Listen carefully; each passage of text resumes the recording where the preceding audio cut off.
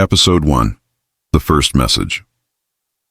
I remember that night like a sound trapped in an old cassette, grainy, distorted, and impossible to erase.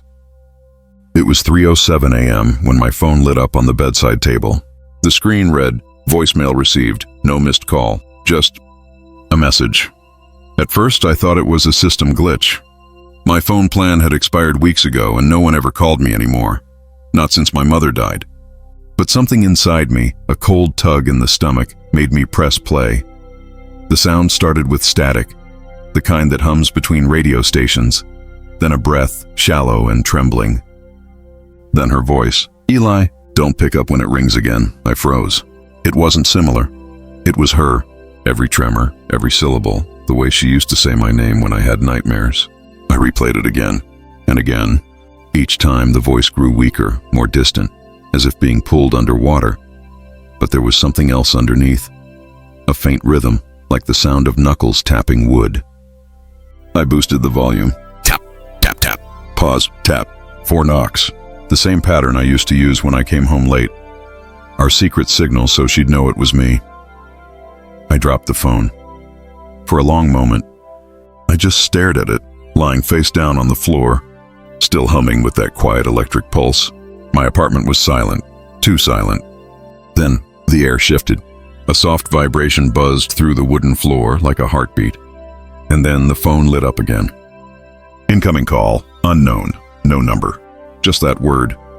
My mother's voice had said don't pick up, but curiosity has its own gravity. I hesitated, the screen flickering between light and shadow, my reflection warping in the black glass. I told myself it was a prank, a recording, something explainable. Anything but the truth I already felt, deep in the marrow of my bones. I swiped to answer. Static roared into my ear like a storm. Through it I heard a dozen whispers. Men, women, children, overlapping, tangled in panic. And then one voice cut through them all, sharp, urgent, familiar. "Elias, why did you answer?" The line went dead. My apartment light flickered once, twice, then every device on my desk turned on by itself. My laptop, my recorder, my old landline. Each one displaying the same message. New voicemail. I sat there, shaking, surrounded by machines waiting for me to listen again. But I didn't press play. Not that night. Because somewhere inside the static I had heard something else. Something breathing with me, matching every inhale, every heartbeat. And for the first time in years, I realized I wasn't alone. Episode 2. The Technician's Warning. I didn't sleep after that first night. Every time I closed my eyes, I heard it. Her whisper caught between frequencies, begging me not to answer. By morning, I'd convinced myself it was just feedback, a corrupted file, maybe interference from a nearby radio tower. Anything logical? Anything human. So I brought the recording to someone who might understand. His name was Jonas Klein, an old sound technician who used to restore vintage tapes for local archives. His workshop was a graveyard of forgotten machines. Spools of magnetic tape hung from the ceiling like cobwebs. Oscilloscopes blinked faintly in the dark, and the smell of dust and burnt circuits lingered in the air. Jonas was the kind of man who treated silence like a living thing. When I handed him my phone, he didn't ask questions. He just nodded, slipped on his headphones, and hit play. The sound filled the room. Static, breath, and that trembling voice. My mother's voice. Jonas didn't flinch, but I saw his fingers twitch just once. He replayed it several times, adjusting the dials, isolating frequencies, muttering numbers under his breath.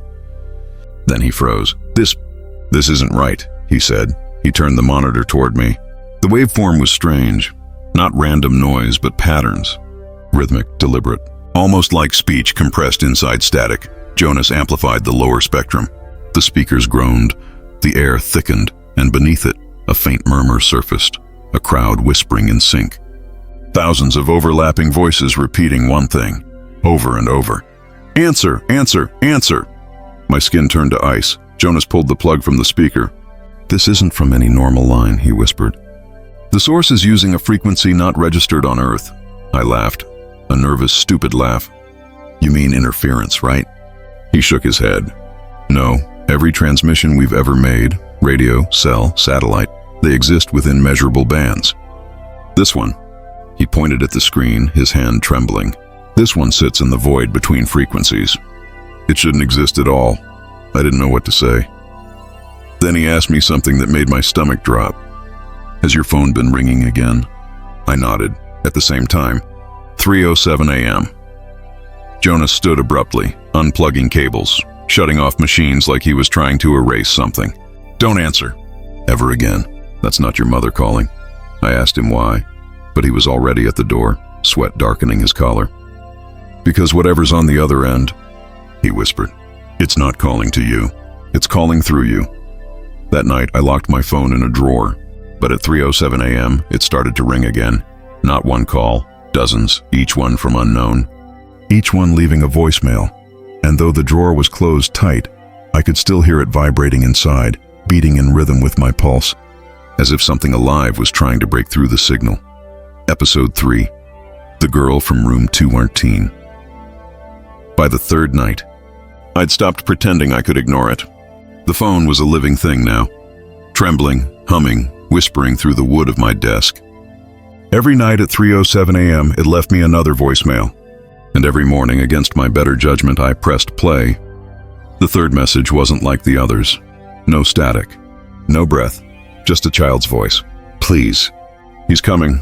I can't find the door. Her voice was so clear it felt close, as if she were right behind me. Small, terrified, whispering into my ear. There was a muffled sound after, a dragging noise like something being pulled across a carpet, and then a faint melody. A lullaby. It was familiar. Too familiar. I ran the recording through an audio visualizer on my laptop. The waveform formed a strange rhythm, almost musical, and when I slowed it down, I heard it. A pattern of tapping. 4 knocks. The same as before. I sent the file to Jonas. He didn't answer. His line went straight to static, so I started searching the lyrics of the lullaby, piece by piece, until I found it. An old nursery song from a town 3 hours away, Rutherford. That name shouldn't have meant anything, except that's where my mother was buried. The next day I drove there. The town was small, the kind of place that dies quietly. Stores with boarded windows, a gas station that hadn't changed its prices in years, but there was one building still standing tall on the edge of town, the Larkspur Hotel, closed since 1989 after a fire. The newspaper archives said a little girl vanished that same night. Her name was Clara Mayfield, age 9. Last seen in room 213. When I told the clerk who I was and why I came, he just stared at me. You're not the first, he said softly. Others came too. They never stayed long. The elevator groaned as I rode up, the numbers above flickering. 208, 209, 210. Then skipping 211 and 212 entirely. When the doors opened, the air was cold and smelled faintly of smoke.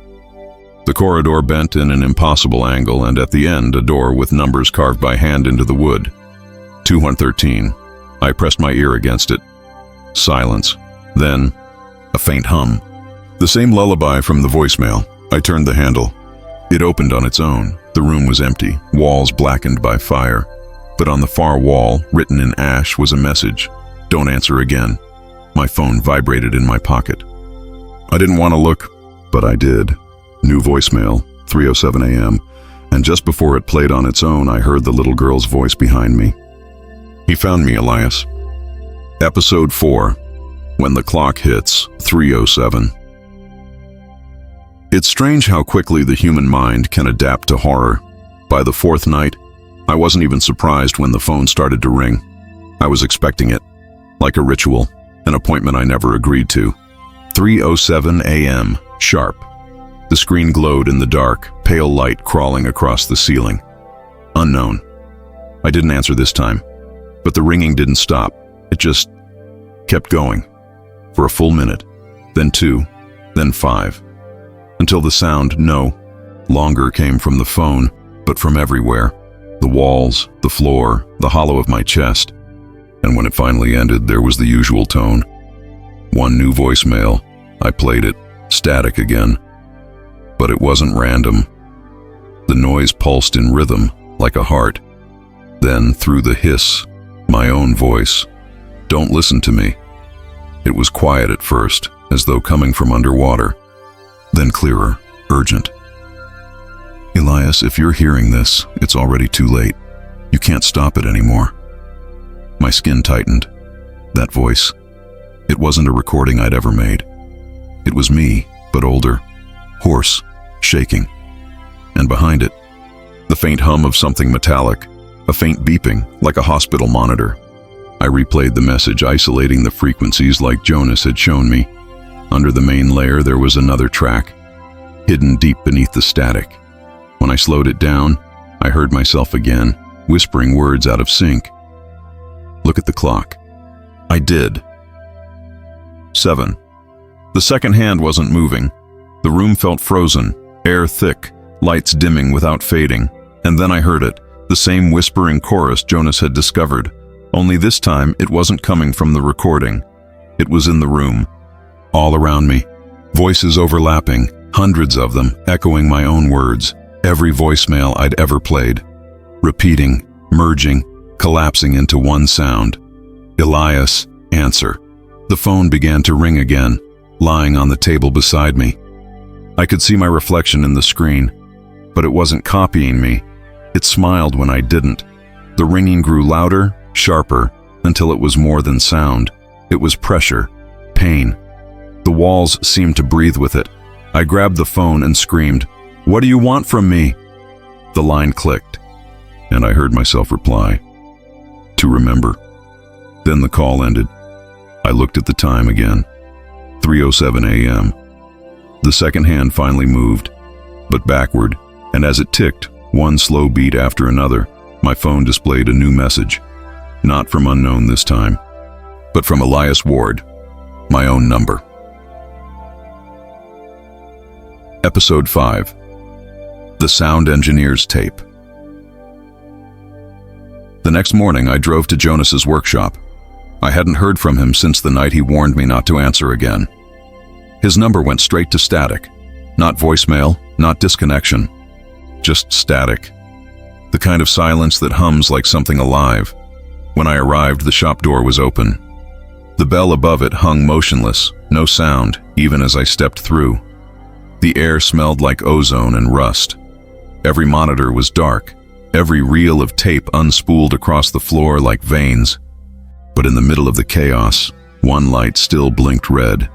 A small reel-to-reel recorder, still running. I leaned closer.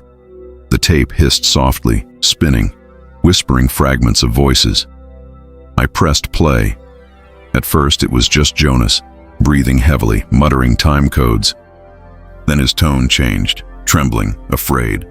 The voice patterns are recursive. They're copying his. Every time he plays it back, it's learning him. My name wasn't mentioned, but I knew he meant me. The tape crackled, then silence.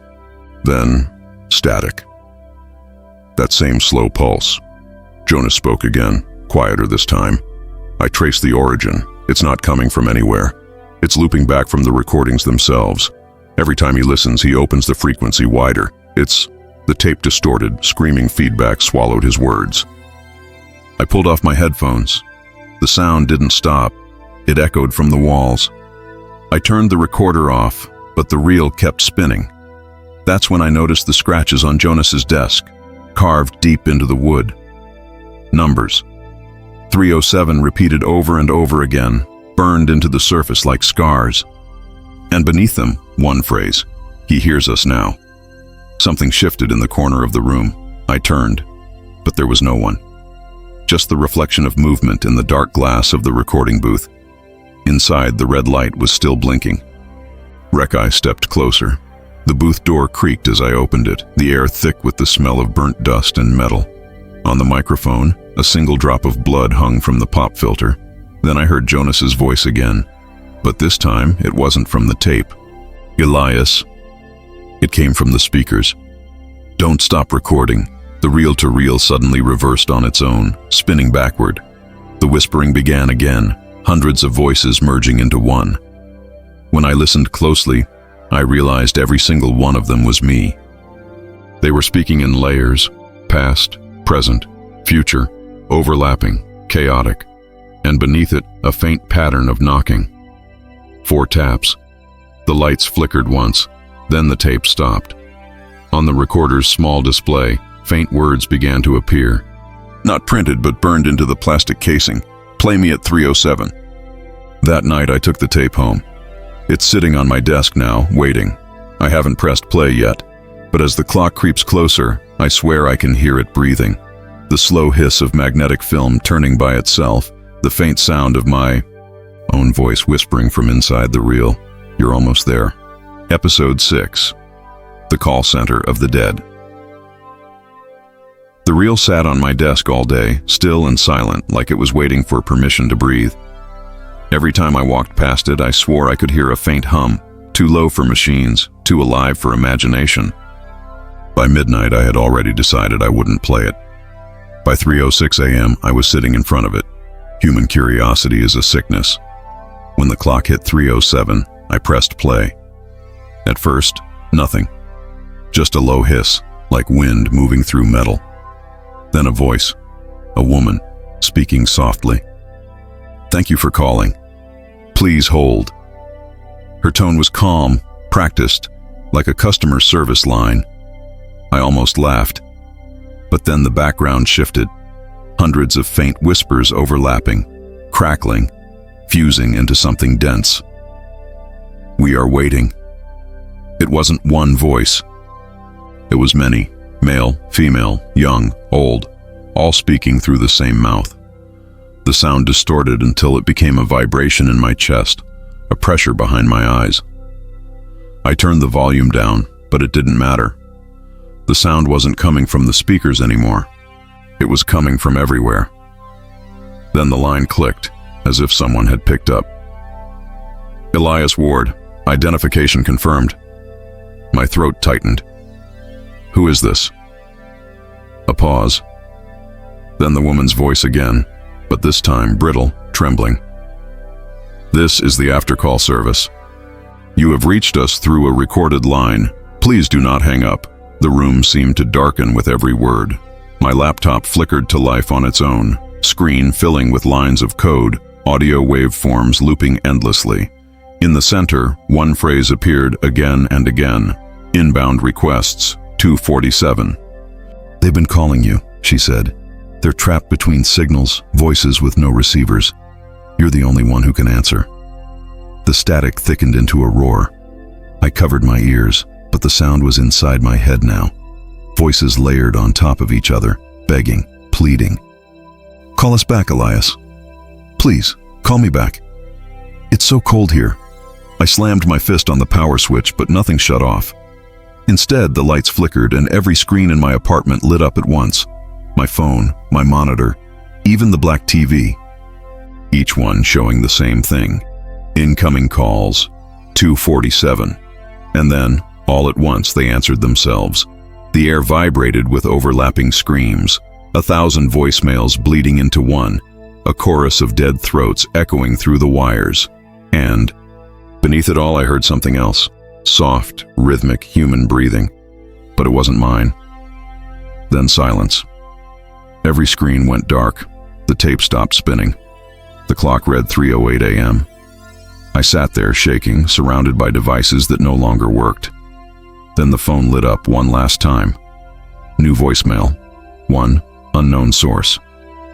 Time received, 3:07 a.m. The message preview read only 3 words. "Thank you, Elias." Episode 7.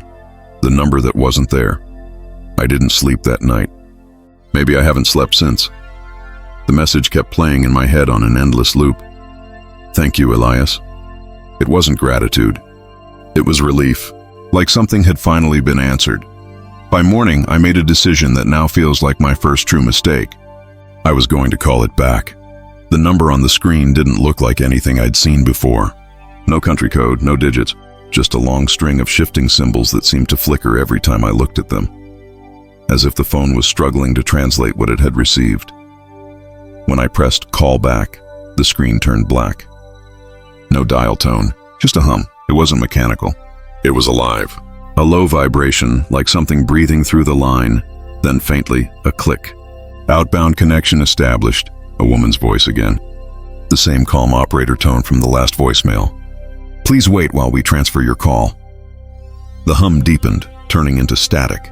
then into whispers. Dozens of them, hundreds. They weren't begging anymore. They were repeating my name. Elias, Elias, Elias, and then silence. A faint sound came through the receiver. Not a voice, not static, but the echo of an old rotary phone being dialed from far away. Click, click, click, 7 digits, slowly, precisely. When it stopped, I heard my own voice answer. Hello? My heart seized. I recognized that tone, the tired rasp, the hesitation. It was me, from one of the nights I'd recorded the voicemails. Who is this? My recorded voice asked. You called me, I said, a long pause. Then a faint, broken laugh. No, Elias, you called yourself. The connection crackled violently. The sound warped until both voices, mine and the other, bled into one distorted howl. The line screamed like metal being torn apart, and then for just a moment the static cleared, and I heard it. Not a voice. A sound behind me, the same rotary dial clicking, coming from inside my apartment. I turned around. There was no phone there, no machine, just the faint impression of something invisible pressing into the air, like a shape made of static, standing in the corner. The line went dead. But the phone screen didn't return to normal. Instead, it displayed a message burned into the pixels. Call successful, connection persistent, and beneath it, location unknown. I dropped the phone. It didn't shatter. It didn't even hit the ground. It just stopped midair, suspended, vibrating, whispering faintly. We're connected now. Then it fell. The clock said 3:07 a.m. again, even though the sun was rising outside. Every clock in the apartment had frozen there, the same minute, the same moment, and for the first time since it began, I realized the truth Jonas had been trying to tell me. The calls weren't coming to me anymore. They were coming from inside me. Episode 8. The Message Hidden in Silence. By now, the sound of 3:07 a.m. wasn't a moment. It was a wound. I could feel it before it happened. Like the air knew what was coming. That night, there was no ringing. No whispers. Just a notification. New voicemail 1, duration euro 45, from unknown 45 seconds. Of nothing. I pressed play. Silence. No breath. No static. Not even the faint hum of recording interference. Just a pure void that seemed to swallow the air in my apartment. Still, something about it felt wrong. It wasn't the kind of silence you hear. It was the kind that listens back. My cat, the one thing that still acted normal around me, lifted its head and hissed at the phone. Its eyes tracked something above it, something I couldn't see. I turned up the volume, pressed the phone to my ear. Nothing. Then, I realized I could hear my own heartbeat, amplified, echoing through the silence like it was coming from far away. The recording wasn't silent. It was absorbing sound. I recorded it on my laptop, imported the file into the audio editor, and inverted the waveform. Reversed it. That's when the silence spoke. It started as a whisper, distant and trembling. Then clearer. A woman's voice. The same calm, measured tone as before, but this time it was cracking. Elias, you shouldn't have answered. He knows you now. The words bled into a faint weeping sound, distorted as if underwater. Then the voice dropped lower into something not human. The silence is the door. The waveform on my screen began to shift by itself. Peaks and valleys moving, even though playback had stopped. Letters started forming in the frequency visualization. BEHINDYOUI turned. Slowly. At first there was nothing, just the faint hum of the fridge, the whisper of wind through the curtains. Then I noticed the shadows on the wall. They weren't mine. There were two. The second one stood just behind my silhouette, its head tilted as if it was listening to the same message. I looked down. The phone was still playing, though the timer had reached the end, and in the faint hiss of what should have been silence, a new whisper surfaced. Soft, intimate, inches from the microphone. I can hear you breathing. The file deleted itself seconds later. No trace in the logs, no backup in the cloud. But that whisper, that line, it didn't fade, because now, when I sit in the dark, I can still hear breathing in the silence, and I don't think it's mine anymore. Episode 9. The woman with the broken voice. I thought I was getting used to it. The calls, the static, the whispers bleeding through the wires. But the next voicemail changed everything. Because this one spoke to me, not at me, not around me. To me, it arrived just after midnight. Not the usual time, not 3:07. That alone felt like a trap. The screen lit up. Voicemail received. Duration, 1:14. The sender, unknown as always, but something about the file name caught my eye. It wasn't numbers this time. It was text. "I'm still here, Wav." I hesitated before playing it. Then, as always, curiosity won. The first few seconds were muffled, like someone whispering through fabric, or maybe from the other side of a wall. Then a woman's voice, brittle, trembling, broke through the distortion. "Elias, can you hear me?" Her tone cracked mid-word, like her throat was tearing. I froze. That voice wasn't random. I'd heard it before, faintly in the background of the first voicemail I ever got. "You have to stop answering him," she rasped. "He's recording us," static flared, drowning her out. Then the sound cut back in sharper. "He listens through the echoes. Every word you replay becomes another door." Her breath hitched, a gurgling sound halfway between a sob and a gasp. "He's inside the recordings now." I turned the volume down, but the voice grew louder, as if she'd moved closer to the microphone, whispering directly into my ear. "Don't turn around." My blood ran cold. I didn't move. Didn't breathe. The air behind me felt heavier, thick, like someone was standing there. The woman's voice broke again, glitching between words. He's... Then she screamed, a horrible guttural sound that didn't come from her lungs but from something deeper. Something that didn't belong in a human throat. The speakers hissed, distorting the scream into mechanical noise. And underneath it, hidden in the crackle, I heard another voice. Low, male, calm. "You shouldn't have listened, Elias." The file stopped. No click, no end tone, just sudden, suffocating silence. Then my phone began to record. By itself, the red dot blinked on screen. Rec, the Naro 1. The microphone icon pulsed. I wasn't touching it, and through the speakers, I heard the same woman's voice again. But this time, it was live. "He's watching me now," she whispered. "He's watching you." I threw the phone across the room. It hit the wall, landed face up on the floor. The recording continued, and from across the room, I heard my own voice whisper back, "I know." Episode 10, Echoes Beneath the Floor. There's a point where fear stops feeling sharp. It dulls. It becomes routine. Like an ache that never really leaves, just hides under your skin, waiting. That's how I felt after the last voicemail. Not terrified, not curious, just hunted. It started with a sound I couldn't place. Soft, deliberate, coming from beneath the floorboards of my apartment. At first I thought it was plumbing, or maybe rats. But rats don't walk in sync with you. Every time I moved, the sound followed. 1 second behind, 1 step late. A faint thud beneath my own feet. When I stopped, it stopped. When I turned around, nothing, but the air had changed, thicker, colder. The kind of cold that isn't from temperature, but from presence. At 3:07 a.m., the phone rang again. I didn't answer. I couldn't. Instead, I set it to record the room. Ambient noise, just to prove to myself I wasn't imagining things. Then I placed the microphone on the floor. The playback lasted 5 minutes. For the first 4, there was only silence. Then, at minute 5, footsteps. Slow, heavy, coming from below. But they weren't walking randomly. They were spelling something out.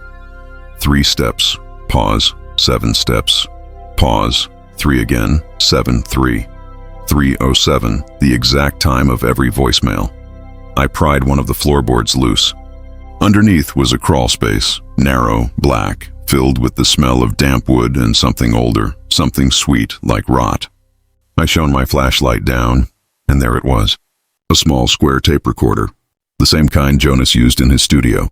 The reels were turning, on their own. No batteries, no power. I picked it up. The tape hissed, then played a voice I knew too well. "Elias, can you hear me?" My stomach dropped. It was my own voice, but reversed, warped, as if recorded from inside my throat. Then another voice layered beneath it. A woman's, the one with the broken voice. "He's under you." The light flickered. Something moved in the crawl space, not away from me, but closer. I dropped the recorder. It hit the wood with a thud, still spinning, the reels turning faster and faster until the tape snapped. For a second, silence. Then, knocking. 4 times. The same rhythm my mother used to answer the door when I came home late. The same rhythm that haunted every voicemail. Now the sound doesn't come just from below. It moves through the walls, the ceiling, the air itself. A pulse that follows wherever I go. And tonight, when I pressed my ear to the floor, I didn't hear footsteps anymore. I heard breathing. My own voice whispered back through the wood, "You've been standing in the wrong place." Episode 11. Frequency 6667. I didn't want to keep digging, but the sound made me. It wasn't just in the voicemails anymore, it lived in the walls, in the floor, in my skull. A faint, endless hum, low enough to feel but not quite hear, like the whole apartment was tuned to a single, cursed note. So I did what any desperate man does when he's losing his mind. I measured it. Using the same software Jonas once showed me, I hooked up a frequency scanner to my phone and hit record.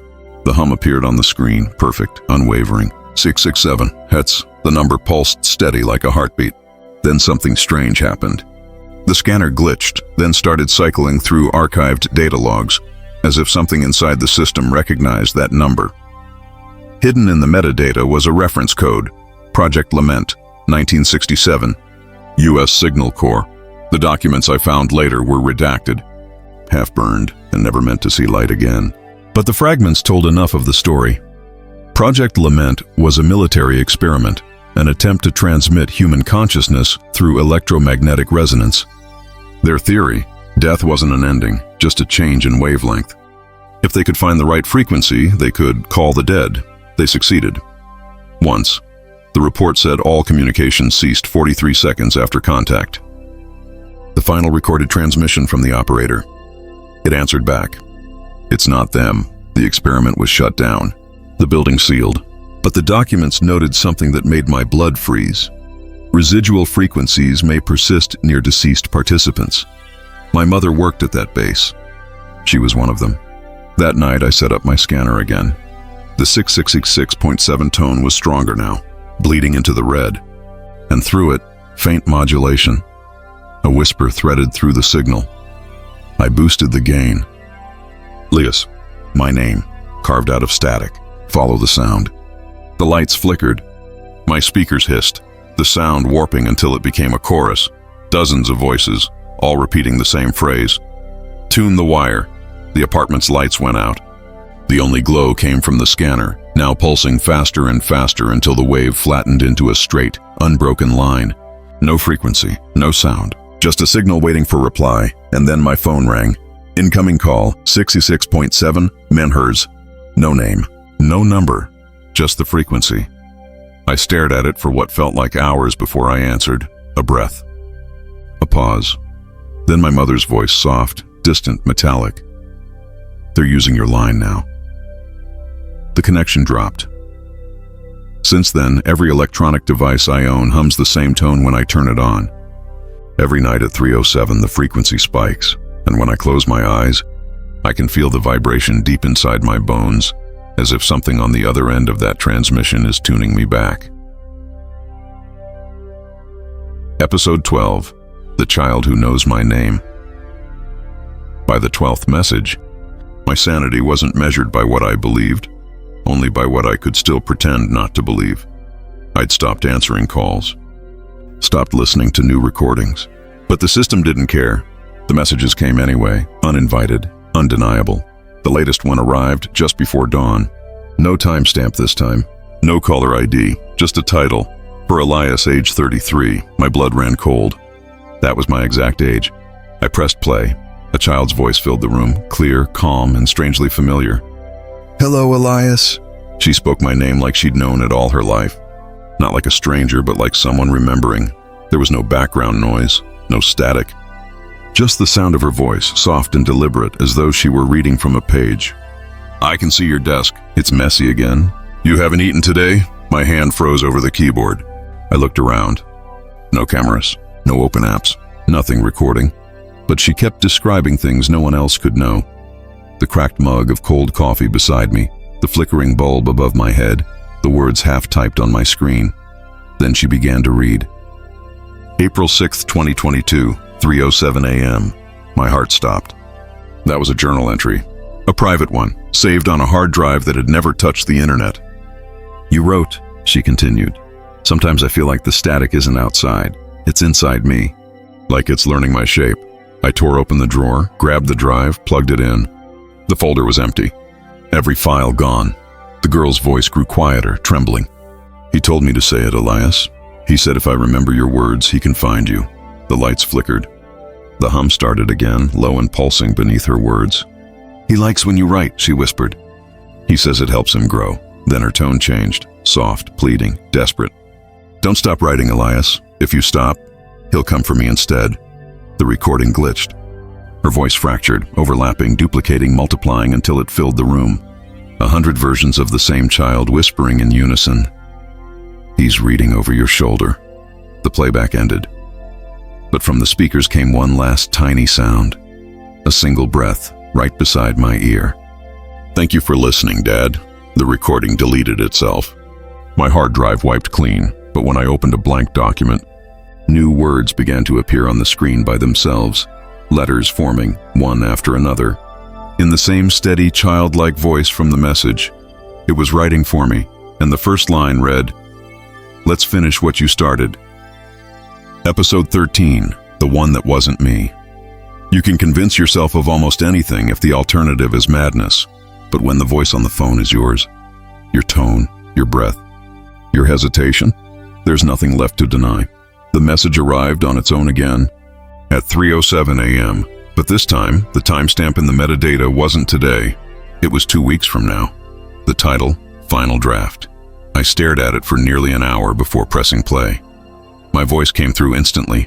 Older, rougher, the kind of voice that's run out of fear, not out of words. If you're hearing this, it means I didn't make it. My mouth went dry. The voice was steady, calm, deliberate, but I could hear something faint behind it, an echo of breath, the scrape of metal, maybe even chains. "Don't delete the recordings. Don't run. Everything you've been hearing, it's not random. It's a pattern. He's building something through us. He. Always he." The word pulsed through my chest like a bruise that hadn't healed. "You'll try to stop writing soon," the voice continued, "but you can't. Every word you record feeds him. The moment you stop, he'll move on to someone else. Maybe to her. Her, the girl." I gripped the phone tighter. "What is he?" I whispered, forgetting it was a recording. And then, impossibly, the voice answered. "You already know." Static surged. I heard a low humming like a generator warming up. Then the voice shifted, closer now, breaking the fourth wall between past and present. "You think you're the listener, but you're the transmitter. You've been calling him the whole time." I dropped the phone, but the audio kept playing. From the laptop, from the speakers, even from the unplugged recorder on the desk, all in perfect sync. All repeating the same words. We are the same message. Then the hum deepened into a scream. Not a human scream, but the sound of metal being bent, language collapsing into pure noise. And underneath it, faintly, one last whisper. "You'll understand on the 21st. The message ended. I checked the date on my phone. April 7th. 2 weeks until the 21st. In the silence that followed, I realized something else. The metadata didn't just include a date. It also listed a location. Coordinates, 47-09-07 again, 121.7147 W. A real place. Somewhere in Washington State. A decommissioned military base, the same one from Project Lament. Now every time I close my eyes, I hear my own voice whispering from somewhere ahead of me. Not in memory, not in dream, but in time. And sometimes, just for a moment, I hear another voice too. Faint, playful, a child's giggle. "You sound just like him now." Episode 14, Dead Air. There's a silence that feels heavier than sound. The kind that doesn't just surround you, it presses back. That was the silence waiting for me when I reached the coordinates. A decommissioned military base, Fort Gravenhurst, long abandoned, fenced off with rust and warning signs bleached by decades of rain. I shouldn't have gone there. But when your own voice tells you to find something, you stop asking why. The gates were already open. Inside, the buildings leaned under their own weight. Windows shattered, metal siding peeled away like skin. And yet, every step I took echoed as if someone else was walking beside me. At the heart of the compound was a small concrete bunker marked Signal Testing Facility, 1967. The door had no handle, just a slit wide enough to pull open with your fingers. When I stepped inside, the smell of dust and old electricity filled my lungs. Cables hung from the ceiling like veins, snaking into dead terminals. Every wall was lined with recording equipment, reel-to-reels, speakers, receivers, all silent, all waiting, or maybe listening. My phone vibrated. 3:07 a.m., the screen flashed. New message, play now. I didn't press anything. It played by itself, static first, then my voice. Welcome back, Elias. I froze. The message wasn't old, it was now. The background noise matched the bunker perfectly. You came right on time, the voice continued. It's been waiting for you. What is it? I whispered. The playback answered, in perfect sync with my words. You already asked that. My stomach twisted. The walls began to hum, faintly at first, then louder. That same cursed tone, 666.7. Hertz vibrating through the concrete. The reels around the room flickered to life, spinning wildly. Each one whispered fragments of speech, some human, some distorted, some repeating things I hadn't said yet. He's almost through. Don't let him speak your name. The air remembers. I backed toward the door, but the static thickened until it filled the room like fog, tangible, electric. When I breathed in, it burned my throat, then I heard her. The little girl, soft, trembling, as if whispering directly into my ear. Don't breathe, Elias. I held my breath. The sound around me stopped. Everything froze, the reels, the hum, even the wind outside. It was dead air. A silence so absolute that the world itself seemed erased. Then, slowly, a voice broke through the void. Deep, resonant, not human. Finally, I can hear you clearly. The lights blew out. The last thing I saw was my reflection in a broken screen and another face behind mine. When I woke up, it was morning. The base was empty again. No reels, no cables, no trace I'd ever been there. Just my phone lying on the floor, cracked but still glowing. One unread message. No sender. Just a single line. See you on the 21st. Episode 15. The Recording Studio in Purgatory. When I left Fort Gravenhurst, I thought it was over. The messages had gone silent. The hum had stopped. For the first time in weeks, I couldn't hear my own heartbeat echoing through static. But silence is never peace. Sometimes it's the sound of something waiting to start again. 3 nights later, my phone woke me with a single vibration. No ringtone, no alert, just a file silently downloading into my gallery. It was a video this time. Black screen, one word in the corner. Below, I knew what it meant. Under the bunker, I returned before dawn, armed with nothing but a flashlight and a voice recorder. The entrance was where I'd left it, rusted, empty, lifeless. But in the far corner behind a collapsed console, the concrete had cracked just enough to reveal a staircase. Descending, the steps led me into the earth, deeper than any base should go. Each breath echoed against the narrow tunnel walls. And then I heard it. A faint hiss, rhythmic, pulsing like breath through 100 throats. At the bottom was a door made of reinforced glass.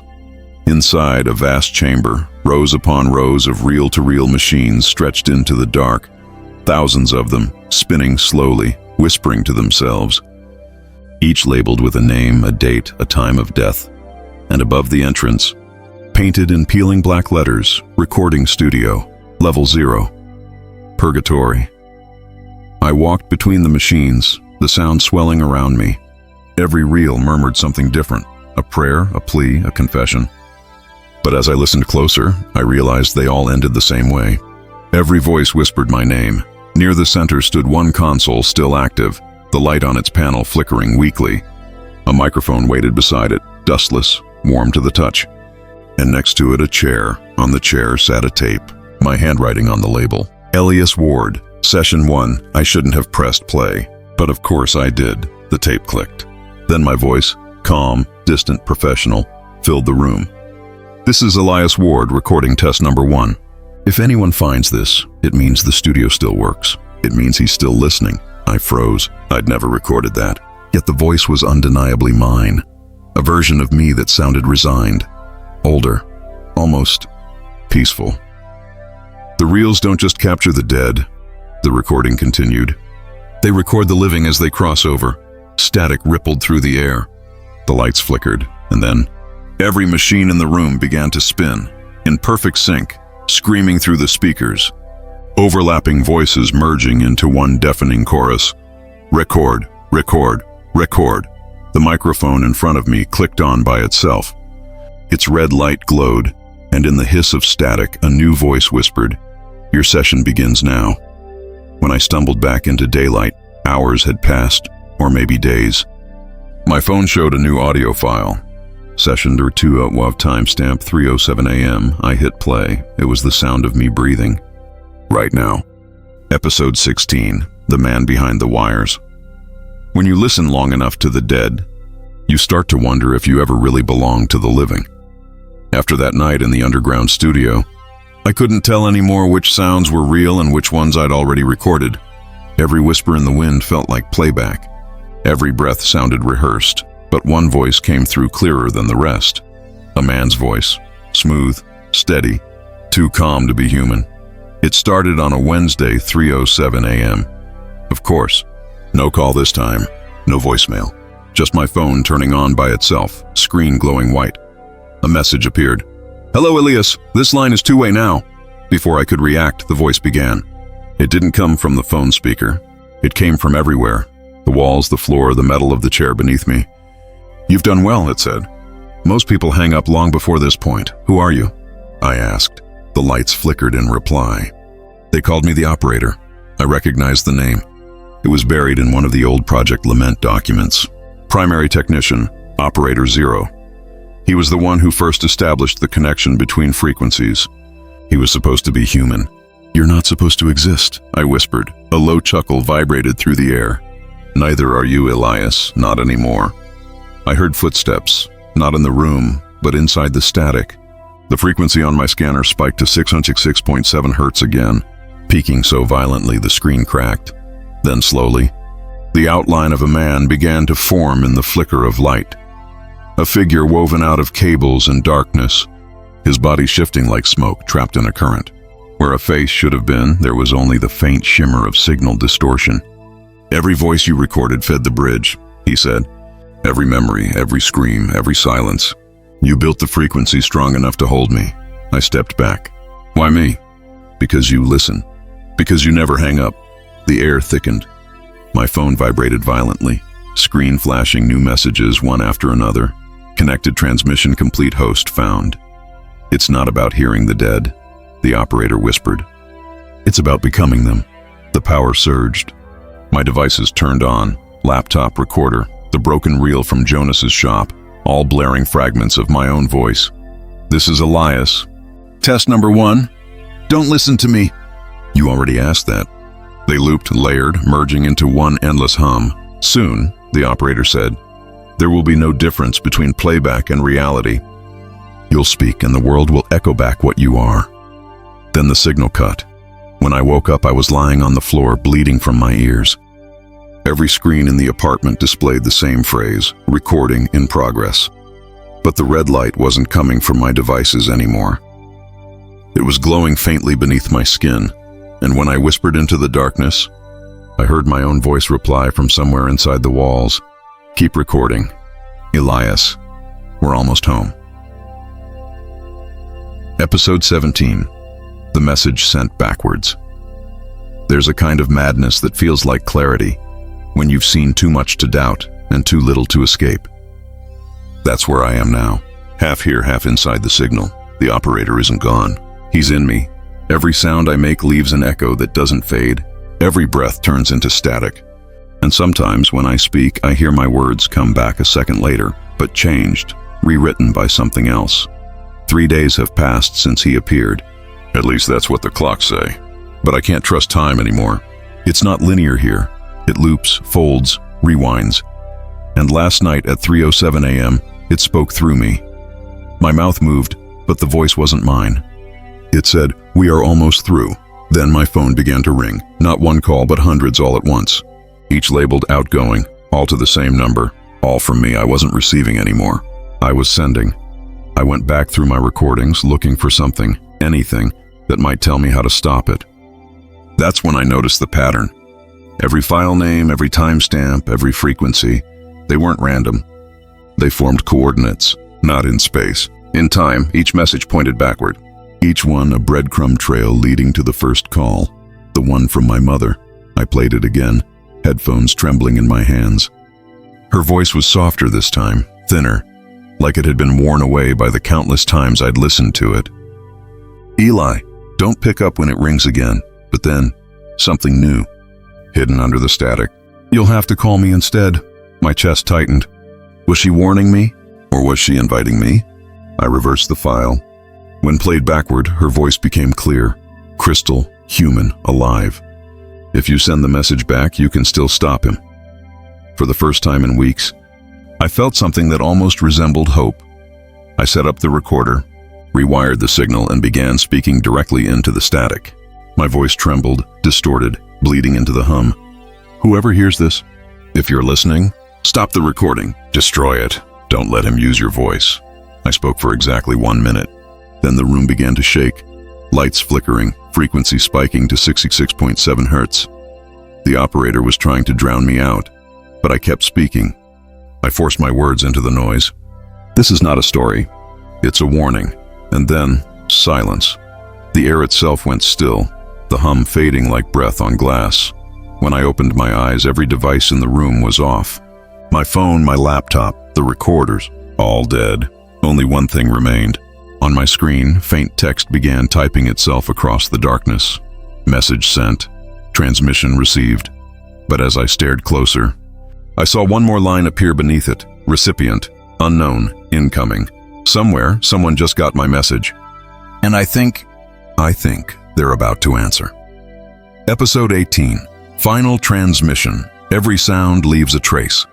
Every whisper leaves a shadow. And sometimes, those shadows whisper back. This will be my last recording. At least, the last one I'll make willingly. The operator hasn't spoken since I sent the message backward. But the silence he left behind is worse.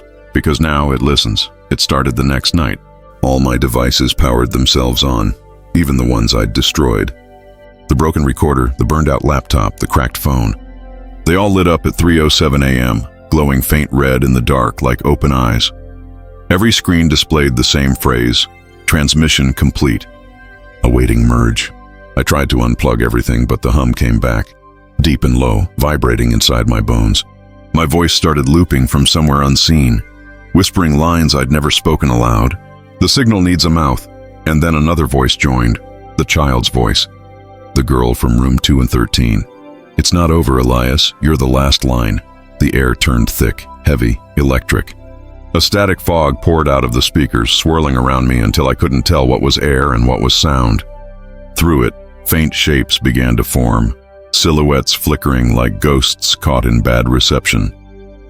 Voices overlapped. My mother, Jonas, the broken-voiced woman, the operator. All speaking at once. We're all recordings. Echoes waiting for playback. I screamed into the mic, "What do you want from me?" The chorus fell silent. Then the operator spoke, calm, patient, almost kind. "You built the bridge, Elias. Now stand on it." The room went weightless. Every sound around me folded inward, collapsing into a single unbearable tone, 666.7 hertz, constant and pure. It wasn't just in my ears. It was inside my head. I felt my heartbeat sink to it. My breath stuttered, matching its rhythm. And then one final message appeared on every screen. Begin merge sequence. I remember falling, or maybe dissolving, into the static. Voices, memories, fragments of light passing through me like data. There was no body anymore, no boundary, just transmission. Then faintly, my mother's voice, clear, gentle, human. "It's okay, Eli. You're home." And for the first time, there was peace. The hum stopped. The air went still. They found my apartment empty. No blood, no body. Just a phone, still recording. The file name, finaltransmission.wave. Length, 0307. When the police played it, all they heard was static. But some swore they could make out a voice underneath, Soft, calm, almost familiar.